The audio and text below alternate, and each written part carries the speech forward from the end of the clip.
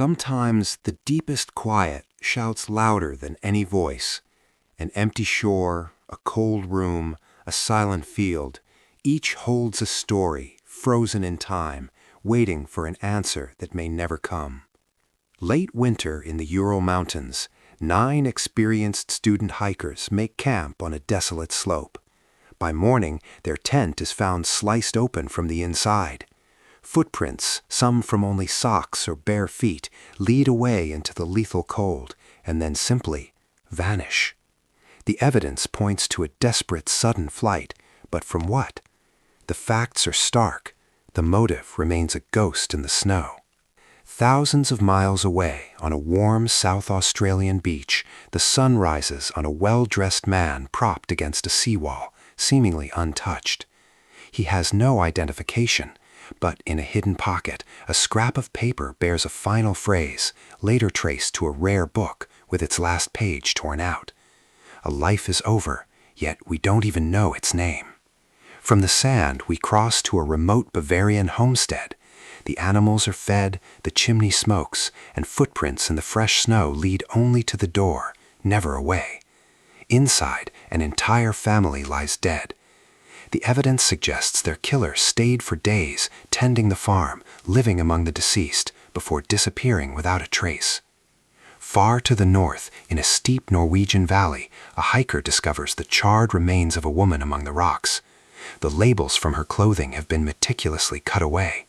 She traveled across Europe using at least 8 different aliases, but her true identity was deliberately erased. These are not just stories, they are voids in our understanding, where the known world abruptly ends. The investigation begins, but the scene is already compromised. Rain blurs a footprint, a witness's memory shifts with each retelling, a crucial file is misplaced. What we are left with are fragments, fibers that suggest proximity, wounds that prove a struggle, a time frame narrowed to a few hours. We see the what, but not the who or the why. And that difference is everything. In the absence of proof, theories multiply. Was it a tragic accident, a case of mistaken identity, or something more deliberate, a carefully staged event? Speculation about espionage or strange rituals feels cinematic, but it requires a leap of faith that evidence cannot support. Sometimes, the most haunting clue is the most ordinary. The leader of the student hikers had packed his belongings neatly, as if fully expecting to return. This is a fact. The reason he never did is not.